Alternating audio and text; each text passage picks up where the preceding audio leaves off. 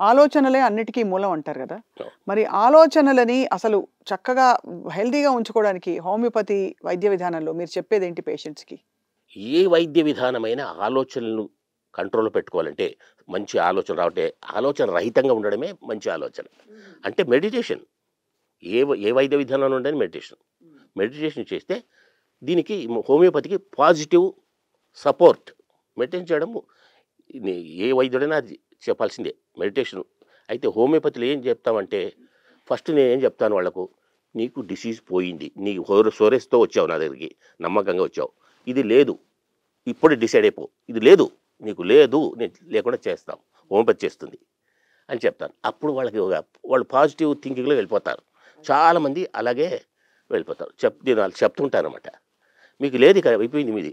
You have come to a correct place. You have come to a homeopath. You have approached homeopathy.